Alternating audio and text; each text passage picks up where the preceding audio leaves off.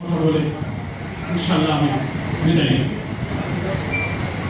একটা শিক্ষা আমাদের স্বাধীনতা দিবস যখন আমরা পালন করি, আলোচনা যখন হয়, এটি চিন্তা এবং চর্চার মধ্যে আসে।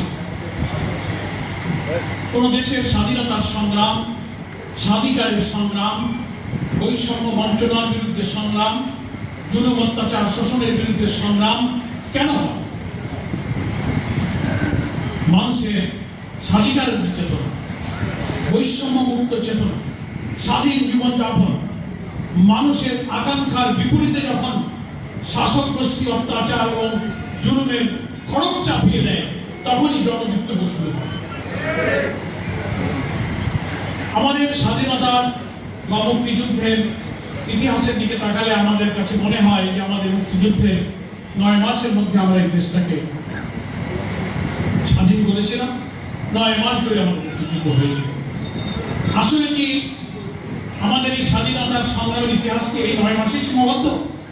না, আমাদের স্বাধীনতার সংগ্রামের ইতিহাস দীর্ঘদিনের। আমরা 3 বার এই ভূখণ্ডের মানুষ স্বাধীন হয়েছি, স্বাধীনতা সংগ্রাম করেছি। 2 শতাব্দী আগে 1757 সাল থেকে ব্রিটিশ উপনিবেশিক শাসনের বিরুদ্ধে এই ভূখণ্ডের মানুষই ধর্ম, বর্ণ, জাতি, গোষ্ঠী নির্বিশেষে কিন্তু ব্রিটিশ উপনিবেশের বিরুদ্ধে আন্দোলন সংগ্রাম গড়ে তুলে আমরা স্বাধীন হয়েছিলাম। ইতিহাস বলে এই সংগ্রামে মুসলিম ব্যক্তিত্ব, চিন্তাবিদ, আলেম ওলামারাই প্রথম আন্দোলনের সূচনা করেছিলেন এবং সেই আন্দোলনে সকল ধর্ম বর্ণের নির্বিশেষে মানুষরা কিন্তু অংশগ্রহণ করেছিল। আমরা আবার স্বাধীন হয়েছি।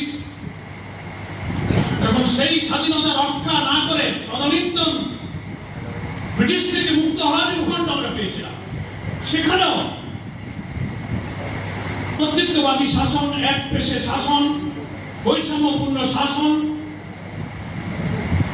সবকিছু তখন চাপিয়ে দেওয়ার চেষ্টা করা হচ্ছিল। তখনই এই ভূখণ্ডের মানুষের মধ্যে ধর্মীয় চেতনা, মুসলিম জাতিসত্তাবোধ, আমাদের জন্য একটি আলাদা ভূখণ্ডের চেতনার বীজ তখন বপন করল। আপনাদের মনে আছে ভারতীয় কংগ্রেসের সভাপতি ছিলেন মাওলানা আবুল কালাম আজাদ। তার একটা লেখা বই হয়তো অনেকে পড়েছেন, ইন্ডিয়া উইন্স ফ্রিডম। সেখানে মাওলানা আজাদ বলেছেন